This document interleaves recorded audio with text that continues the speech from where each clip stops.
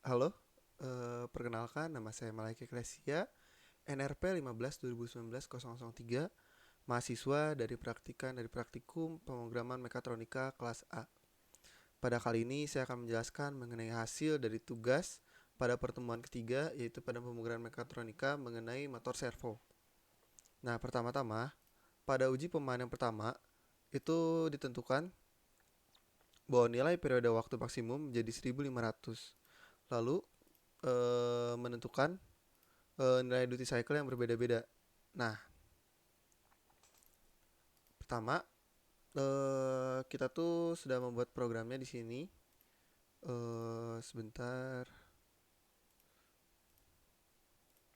Nah, di sini tuh saya menggunakan program dari uji pemahaman 2 yang dimana pada sini 3.1 yang dimana sini saya menentukan bahwa periodenya itu adalah nilai 1500 seperti pada soal, lalu dan duty cycle.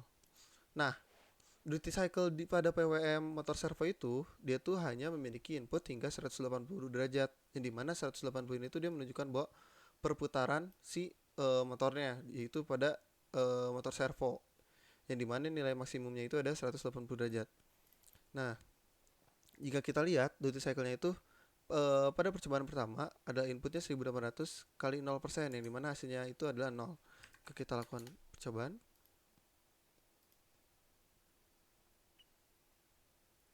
Kita coba lihat hasilnya. Nah, dia perputarannya jadi seperti ini ya. Nah, lalu jika duty cycle-nya 25%, maka kita akan lakukan coba sebesar 45, yaitu dari 180 dikali 25%.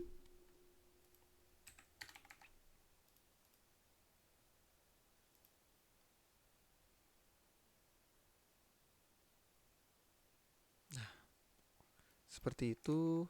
Lalu yang selanjutnya itu 50% adalah 90.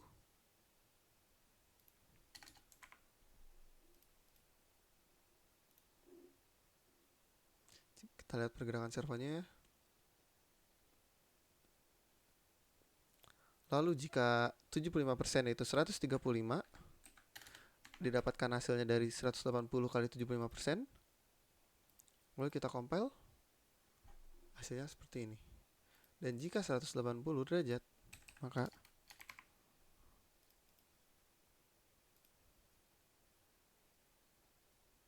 nah,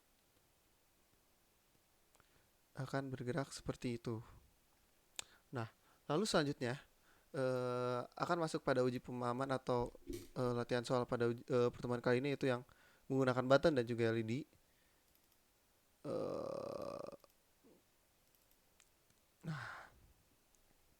Di sini pertama-tama saya mendeklarasikan terlebih dahulu servonya, button, button 2, LED dan LED 2. Lalu pada void setup saya menentukan bahwa variabel yang digunakan itu ada sebagai output ataupun input. Nah, lalu myServo.attach ini tuh apa? Dia tuh akan sama seperti pin mode. Nah, namun pada myServo itu dia akan melakukan perintah myServo.write, yang dimana dia tuh akan melakukan perintah untuk perputarannya gitu sebesar berapa. Nah, pertama-tama kita inisiasi dulu dua variabel, yang dimana dua variabel ini akan menampung hasil dari button yang ditekan. Dia akan ngebaca dulu digital read apakah button itu ditekan atau tidak. Lalu jika button itu ditekan, pertama-tama pada button yang ini dia tuh akan melakukan pergerakan ke kanan terlebih dahulu. Nah, lalu dia akan ke kiri, yang dimana perintah itu adalah ke kanan. Lalu dia akan melakukan delay, yang dimana ini dia itu 150 milisecond. Lalu dia akan balik lagi ke keadaan awal. Lalu dia akan menyalakan LED berwarna merah dan mematikan lampu LED warna biru. Dan sebaliknya, jika dia di button yang kedua ditekan, maka dia akan ke kiri, lalu button merahnya mati dan button birunya akan nyala. Nah, lalu apa sih fungsi pada button ini? Button ini tuh akan menggerakkan. Nah, jadi dia akan menggerakkan seperti ini. Dia akan bergerak ke kanan, ini ke kiri, ke kanan, ke kiri. Lalu kita lihat LED-nya nyala. Jika kita lihat yang ke kanan itu menyalakan LED warna merah, dan jika yang ke kiri dia akan menyalakan LED warna blue. Lalu fungsi dari latch ini itu untuk apa? Jika button yang pertama kita gunakan itu adalah push button up, yang dimana dia tuh akan inisiasinya 0, lalu jika ditekan dia menjadi 1. Fungsi latch di sini itu adalah dia mengubah push button menjadi switch button, yang dimana jika kita lihat di sini ya, pada pin 5 dia awalannya 0. Lalu kita klik, dia akan mempertahankan keadaan ditekannya yaitu 1. Nah, untuk mengembalikan keadaan semula, kita perlu mengekliknya lagi. Nah, berbeda dengan tanpa latch ya. Kita lihat ini di sini 5. Nah, dia hanya ketika ditekan doang ya, menjadi 1. Dan jika ini, maka dia akan balik lagi. Lalu akan kita coba. Nah, ini fungsi latch.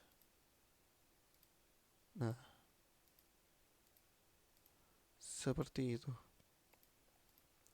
Ya, mungkin berikut hasil presentasi yang dapat saya lakukan. Terima kasih banyak. Mohon maaf bila ada kekurangan ataupun kesalahan.